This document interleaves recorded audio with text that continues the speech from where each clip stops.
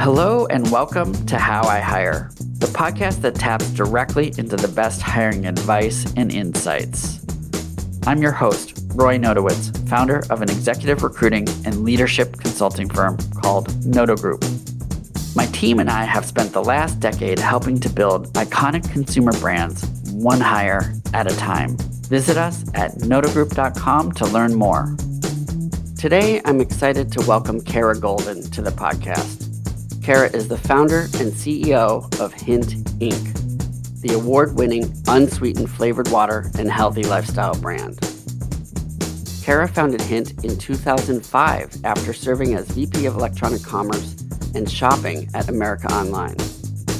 She hosts The Kara Goldin Show, an insightful podcast featuring conversations with fellow changemakers. Her best-selling book, Undaunted, Overcoming Doubts and Doubters, details her experience overcoming the challenges of entrepreneurship and the lessons she's learned along the way. Kara and I will discuss how her corporate and entrepreneurial experience has forged her distinct approach to hiring. Kara, thank you so much for joining the show. Absolutely. Thanks for having me. It's great to have you here. We met about 4 years ago at a dinner reception co-hosted by Mike Burbank. Yeah. And Scott Staff. Do you remember that? I do. It was at BevNet, and there was about 20 people at a large square table, and we were on sort of the same corner, and it was a great group. I do remember that. I actually remember a story that you told around the journey that you went on to research and develop the Hint sunscreen without any harmful chemical compounds that are in a lot of other brands. And you were so immersed in that project or in that research that it sounded like you were a chemical engineer. And your commitment and ultimate triumph was inspiring. And I remember that story, which is, I wasn't surprised, let's say, when I heard that you wrote a book called Undaunted. And certainly the story about your journey forging the new category with the water was one thing, but then you did it again. So it was kind of interesting how you go about running your business and being an entrepreneur. And I'm glad it's such a great gift that you're sharing it with so many people through this book and through your podcast. So today I want to focus on some of the story around the book itself and what it's about, but also talk about hiring and how you've approached hiring and building teams throughout your entrepreneurial journey. Definitely. Let's start with the book. It's called Undaunted, Overcoming Doubts and Doubters. Can you share with the listeners an example of a doubt or doubter that you had to overcome, and then also why you wrote the book? Well, I'll start with why I wrote the book. I call myself an accidental entrepreneur. I call myself an accidental author because I didn't plan on writing a book. I was busy enough. And even though I was a journalism major in college, for me, it was just, it kind of stemmed from a lot of entrepreneurs reaching out to me, or I was doing a ton of public speaking over the last few years. And I felt like sharing my story with audiences who had kind of thoughts of maybe becoming an entrepreneur, or they were existing entrepreneurs and they were going through some, challenging times, that many of my stories that I shared kind of helped them and inspired them to know that they weren't alone and that they, could get through this challenging time. And I certainly wished I would have had people kind of sharing their challenging times with me to know that I wasn't the only one, right? I think that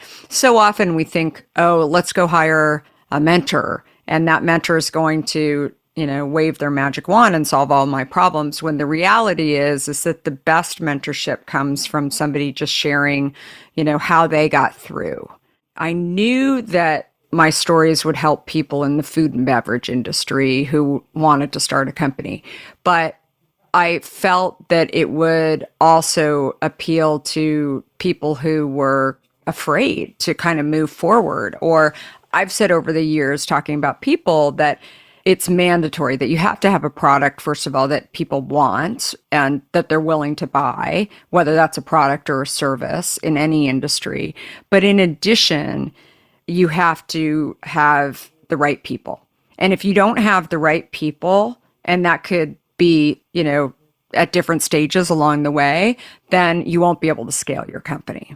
So people have come to me and said, "Oh, I've got this great product. It didn't do well." And, and it always boils down to the people. And those people could be internal people. They could be investors. They could, that's really what it boils down to. So I talk a lot about that in a lot of these talks, but also in the book, and some of the things that I really believe are, critical in hiring the right people at different stages. Well, one of the things, that stood out to me is that this undaunted spirit, even before you had started the company, was just sort of consistent throughout your life, whether it was in sports, the way you approached college and getting your first job out of college.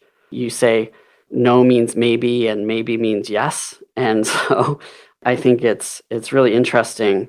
And I want to talk a little bit about how that translates into the people you hire. So in your book, you share some details about your distinct approach to hiring. And I'm interested if you could shed some light on what you look for in candidates and how you hire. And are you looking for example, people who have that undaunted approach to life, things like that? Yeah, I think curiosity is really the most valuable asset for me to see in somebody. So we can teach experience, and I think they also have to have passion and some sort of connection to our product. Otherwise, it just doesn't work. So what does it mean to be undaunted, and how does that factor into your approach to identifying and evaluating and hiring? Well, I think Undaunted is really about, first of all, understanding that risk is normal, right? If you want to grow. And so kind of going into something, not necessarily being the most educated about something in the room, but instead going in because you want to learn. And I think sadly, we live in a society where as we grow in organizations, we don't necessarily look for those kind of opportunities. I certainly was this person. I was one of the youngest vice presidents at America Online. I had a couple hundred people working under me, and my role was to mentor and manage, which is fine and it's great. But at the end of the day, how do I continue growing?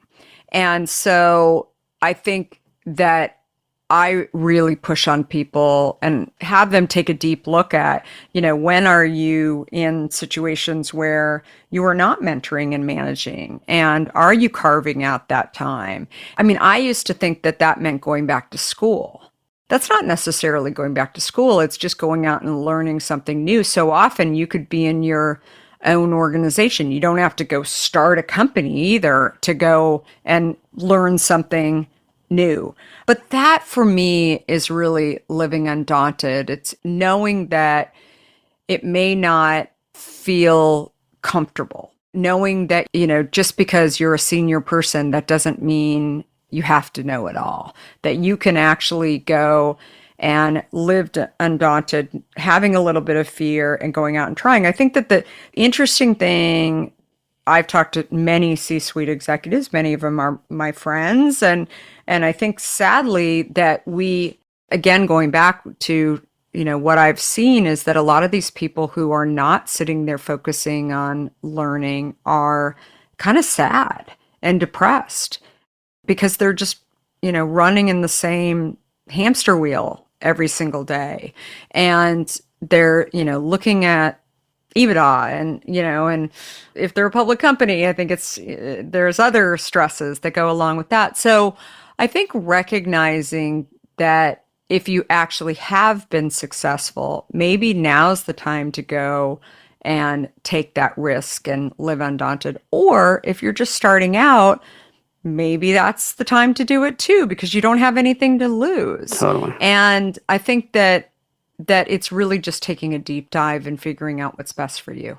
That's a good comment, because one of the things I remember in the book is, or maybe it was a podcast I heard you talking on, where you encourage top performers to push themselves beyond their comfortable groove. So going further than just mastering their roles. In fact, one story I remember was around how somebody was doing great in their job, and then you said, hey, it's time for you to do something else, whether it's in the company or outside the company. So to what extent has that been a successful long-term talent management strategy for you? Yeah, well, it was a story around that as our company was growing and he was getting overwhelmed, we opened up for another job to work underneath him. And when he was hiring this person, I said, "What does she know that you don't know?" And he said, "What are you talking about?" And I said, like, what does she know that you don't know? And I think that's a very threatening way to look at it typically, because you think, I don't want to hire somebody that's going to be working for me that knows more than me, because I could be out of a job. And what I said to him is, if you actually believe that you are a very valuable person in this company, and he is, then what you want to do is you want to hire somebody, number one, that's going to teach you some things that you don't know, because you're going to get bored and, you're going to leave because you're going to be bored and frustrated. And in addition, this allows you, if you hire somebody who you believe is going to be able to do a lot of your job, then you're going to have some extra time that allows you to go and learn something new and, again, add tremendous value in an area that maybe you don't exactly know what that is. And I think that it's really kind of a hard concept for people to learn, again, because of the way that our society and businesses are set up, where you go in entry level and then you become a manager, and then and essentially, like I said before, you're a teacher. But instead, you can still be a teacher, manager, mentor. All I'm saying is that carving out this extra piece and using that side of your brain to go and learn something is where the fun is, right? Where the challenge is, and engagement as well. So how did that story end up? Did that person end up finding another opportunity within the company and able to develop into the next level, or did they eventually manage out? Yeah, well, it was interesting, actually. He had actually a finance background. And the great thing about being inside of smaller companies, too, is that you can kind of learn about lots of different aspects of what people do. So he had decided that he wanted to do some more work on the operations side. Actually, my husband's our chief operating officer, and he wanted to learn some things that he was doing because he saw that there was a huge tie-in between finance and operations and supply chain that, again, in sort of his banking jobs, he didn't really understand or know about. And so once he did hire someone to take over some of his roles, he started looking more and more and taking on little pieces from supply chain. And now he's running our supply chain. I mean, he's grown into that role. Awesome. And it's really a story of not, you don't let your hands off the wheel, right? And during that process, I think that instead you are managing that person, but you're looking out for yourself, and you're really looking at some of these other things because you've now learned how to streamline your job, and you can teach the way that you could do it. And I think that those, to me, are kind of, it's not just about, I don't know what the term is. I keep thinking I should talk about it and I should make up a word for it, because it's not just about being a manager, but it's also about being somebody who can go into different divisions and make things a lot easier, right? You've figured out processes in one place, and now you're going to bring those into others. And there's a lot of crossover, right? Yeah. With some of the processes in different departments. And if you could bring that over, then that ends up to be a really, really great thing for the company and for you. It's amazing to be able to provide that opportunity in the first place, but to know that you need to support that person through a certain period of time for them to sort of make that leap. Yeah. To be able to make that transition. That's not an easy thing for a lot of people to do, but being able to do that within a safe environment is really, it's kind of magical. It's kind of cool. Yeah. No, super terrific. Yeah. So even with previous hiring experience from bigger companies, a lot of entrepreneurs struggle in the early stage of hiring when they're competing with larger companies for talent, whether it's pay, benefits, or perks, or finding talent who can connect the dots and thrive in an entrepreneurial environment, or finding people who are really connected to their mission or their product. So, you had that larger company experience as well. So what experiences or stories or learnings can you share about hiring at Hint as you grew from just you and Theo to 5 people to 20 to 100 and now to over 200? It's interesting because when I was in my different roles, I never thought I was learning about culture. I mean, we didn't really even talk about cultures. We just talked about how they were different and things that I liked and things that I didn't like. So when I was at my first role, my first kind of official role after college, I worked at Time Magazine. And it was very Ivy League, very, buttoned up. Everybody wore suits and dresses and, it was very fancy and offices, and it was fine. I mean, it was all I knew, right? And then I walked into CNN and it was Ted Turner and cowboy boots with a suit. I grew up in Arizona. I had never even seen people wear cowboy boots with a suit prior to seeing Ted. And he was just very loud. And, everybody whispered at time. I mean, it was just very different. And then when I moved out to Silicon Valley, that's when I worked for a little startup that was a Steve Jobs idea that was a spin out of Apple. And there were essentially 5 guys who had worked at Apple. I didn't work at Apple. And they were all in t-shirts and old pizza boxes around the office. And, I was like, wait, what's going on? You all work in this room and there's some desks and people are sitting on the floor with their computers. And I mean, it was just wild, and they were getting a lot done. And it was basically, actually, I talk about contributing. I mean, something that's really important. I think they were very interested in the fact that I had worked for brands when I ended up cold calling and had an opportunity finally to actually join them.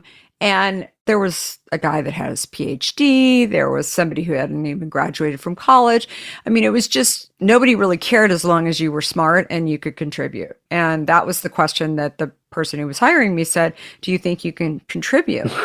And I was like, sure. I figured like they'd fire me if I couldn't contribute. I mean, it was very clear that that was the deal, but I wasn't going to be able to just clock punch, right? Not that I ever was that person, but I had to actually show up and think and answer. And they wanted to hear what I said. And I liked that. I liked that environment a lot. And then we were acquired by America Online, another environment where, incredible leadership, Steve Case, but it was an environment where I hopped on, and then all of a sudden we went through what's termed a hockey stick, and we're adding 1,000 people a week. Wow. And I was just always looking around and wondering, okay, by the time it started to slow down, I sort of liked it because we were all, on the Autobahn for a few years, and it was crazy. And I think that just all of those environments, when I decided to start my own company, I didn't sit there and say, okay, here's what I know about these 4. But what I learned was that I was learning along the way. But again, I didn't dislike any of those 4 environments.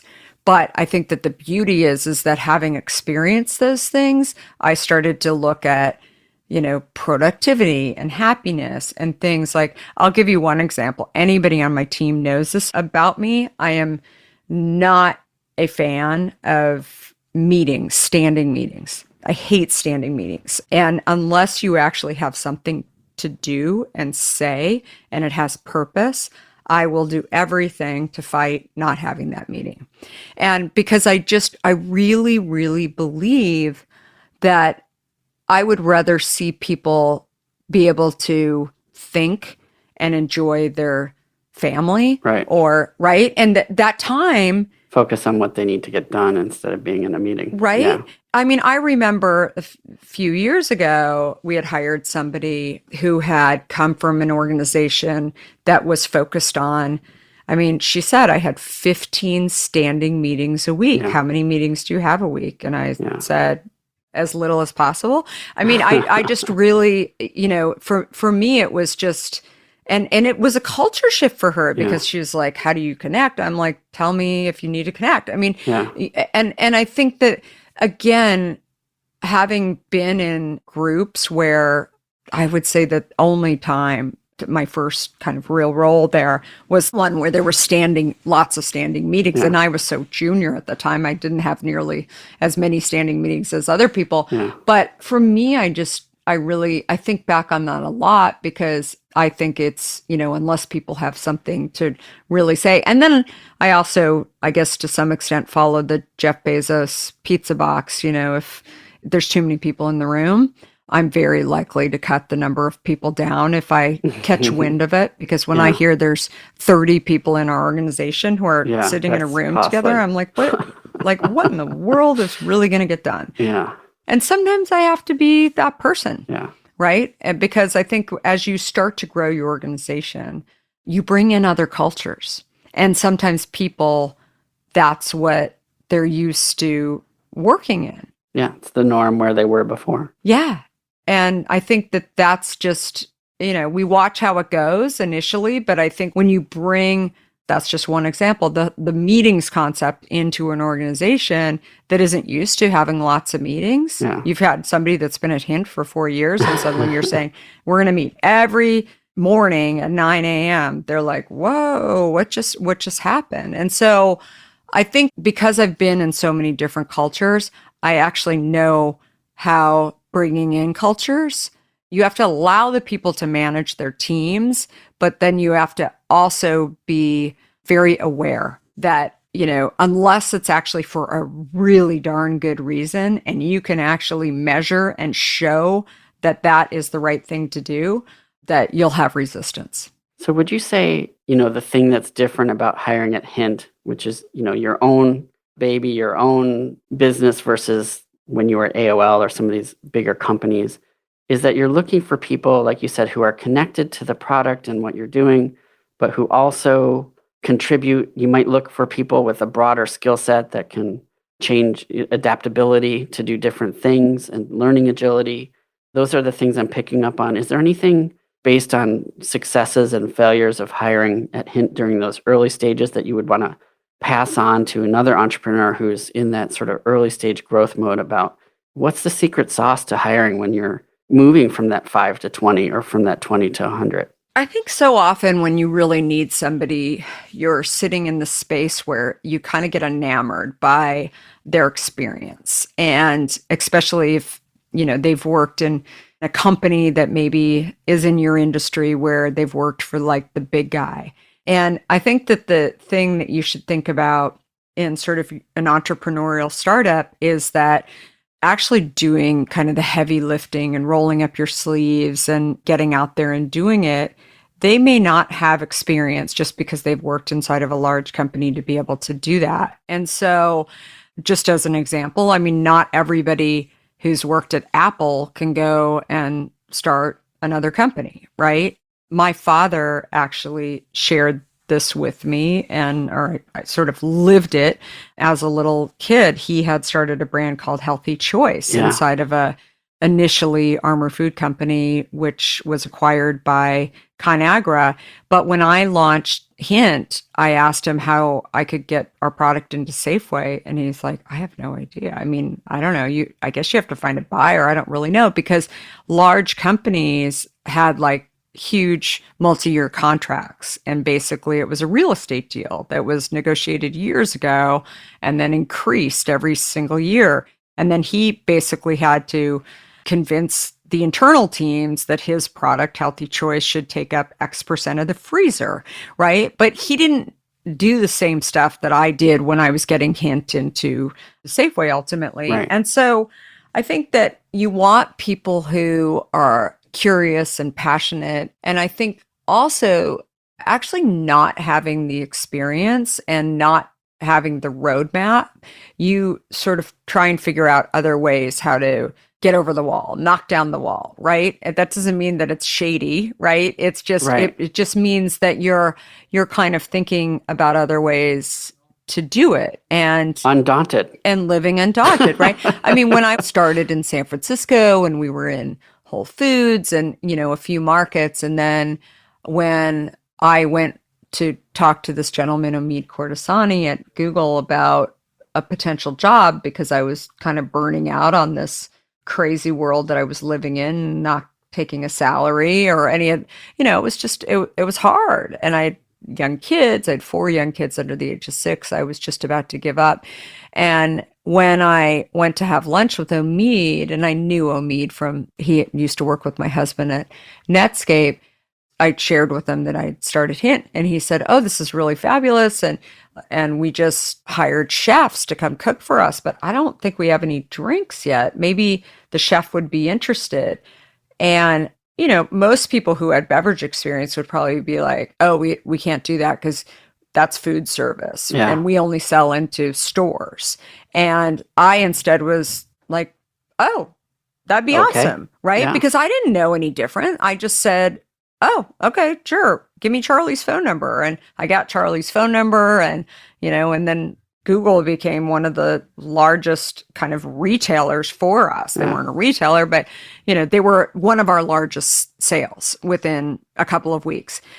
Most people who had experience and who really actually knew the roadmap, I mean, nobody had gone into the tech firms prior to me selling into the tech firms. That's we were the first beverage in Silicon Valley. It's like into a these tech firms. demographic for you. Yeah. And yet, because I didn't know the rules, that's how that came about. So I think it's a really interesting, when you think about that example, and then you hire people that actually don't know the processes. Like, they haven't worked at Pepsi, right? So they don't know how this is supposed to be. That's where the wins come about. You'll make mistakes along the way. It's not to say that you don't watch those people, and you have to, beyond the founder, as we started to grow, we did hire some people who had some experience. But again, they don't have to have the exact experience. Right. You need people who are inquisitive and curious and passionate and are hardworking too. Yeah. And I think you get that just from, you're able to kind of see that in people as you talk to them and kind of hear how they think about things. I'm imagining your office just being like all these sort of undaunted maverick asking questions. Is it a bit like herding cats ever, or with people like going in, like you talk about giving room for people to, expand beyond their job, to roam within their job description?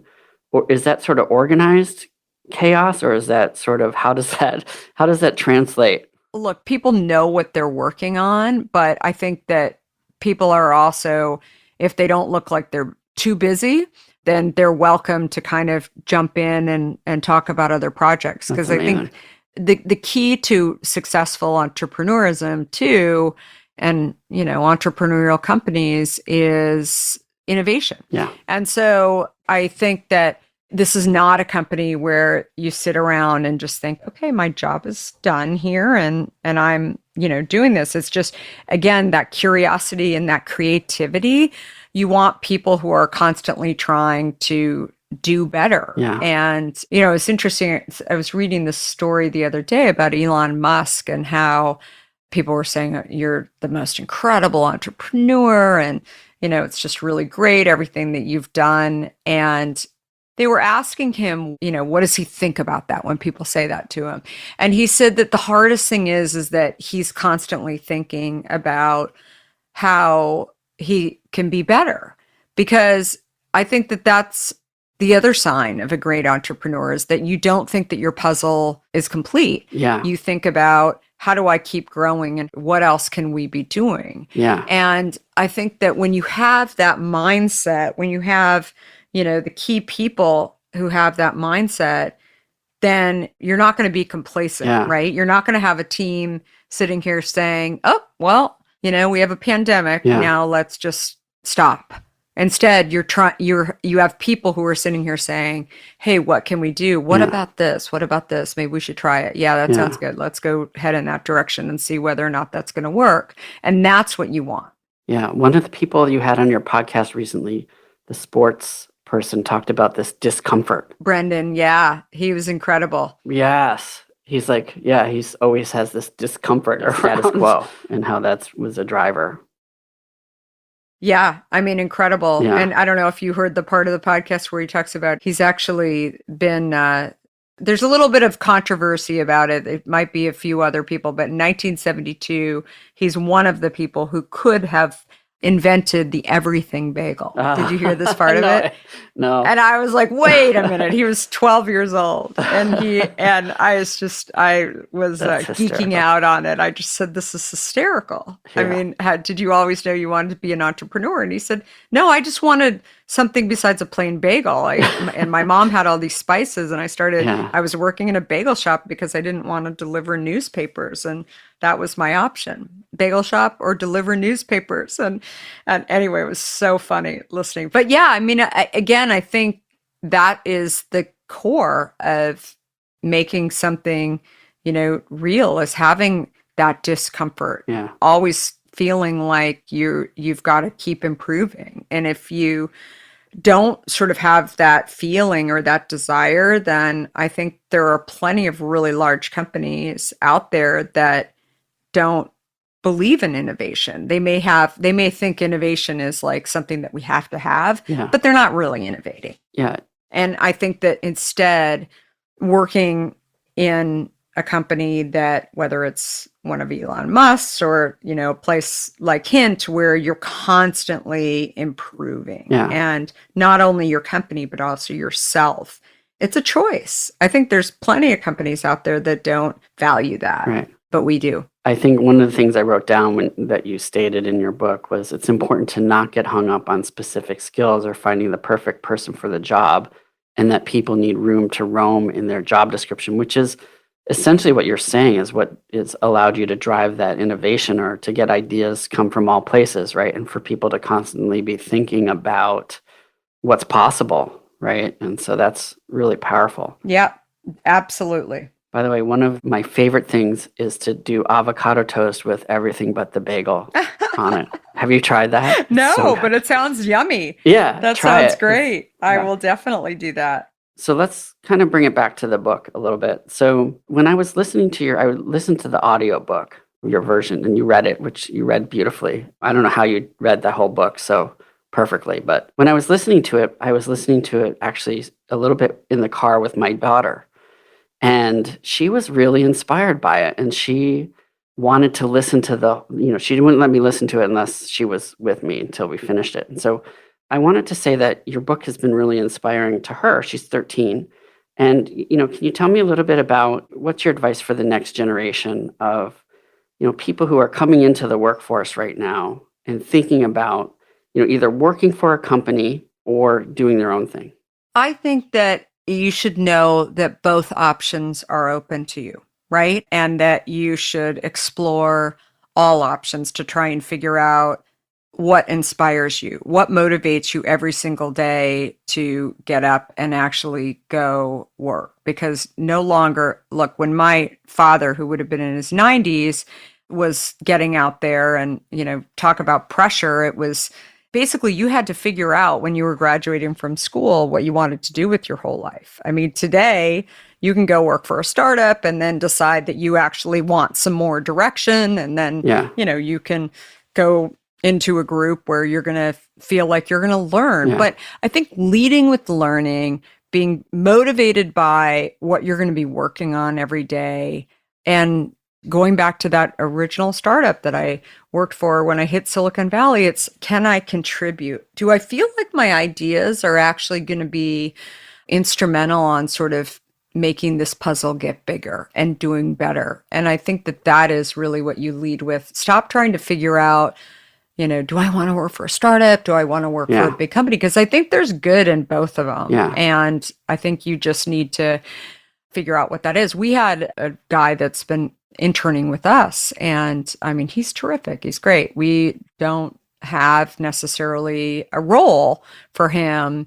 And what I said to him is that the more I think about kind of where he really could learn the most is he's more on the creative side. And I really think that there's a lot more resources inside of an ad agency, and actually figuring out, can you get into some kind of program where you're going to see a lot of different aspects of, what they do. And sometimes I think that structured programs are actually better, for people. And again, the grass is always greener on the other side when you think, oh, I only want to work for a startup. Yeah. There are people that go and work inside of large companies and then come back, Yeah. right, to the companies. And I'll tell you one last thing that my dad said to me, which I think is so very true, that you will not regret working for a brand. Yeah. Even if it was not exactly the role you wanted, or you didn't like your boss or whatever. Yeah. Because people pick up on that when they're looking at resumes. Yep. And if you have a bunch of non-brands on your resume that people just don't know what they are, your resume can go to the side, right? You can do it early in your career, or you can do it later, but it's good to have that experience. Yeah. And it's also really nice, right, to be able to work where you don't have to be sitting there, trying to educate people about the brand, where you've got to just sit there and think about it. But it's definitely something that I'm glad that my dad really emphasized that when I went out and looked at my first job and had a bunch of interviews, and I had some that were non-brands. I know I was really gravitating towards the brand side too, but I look at, especially when you're starting out, if you're not really clear exactly what you want to do, and it doesn't have to be a giant brand. It has to be a brand that is meaningful to you and one that is, recognizable in some way. So anyway, that's my 2 cents about brands. I got really lucky early in my career. I had the chance to work for Nike, and that was huge, But so just in wrapping up, what new and exciting, I know you have some different sizes coming out. I know you have different products. What kind of new and exciting things do you have in the works? What should we be on the lookout for? And then also, in addition to your book, how can people follow your journey and continue to be inspired by you in the community that you're cultivating?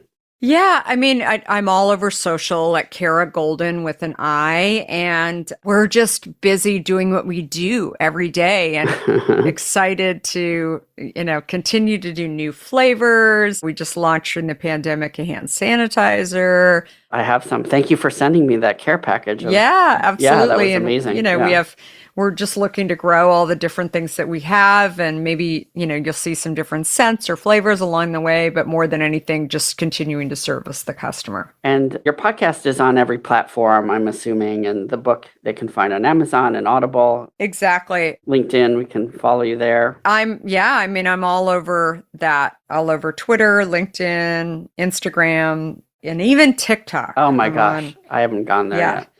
Well, thank you so much, Kara. I mean, this has been really fun, and I'm so glad we had that opportunity to meet 4 years ago, and I've just been so inspired by your career path and your entrepreneurial journey, but also all the good work that you've been doing the last few years around supporting other people as well. So thank you. Absolutely. Well, thanks again.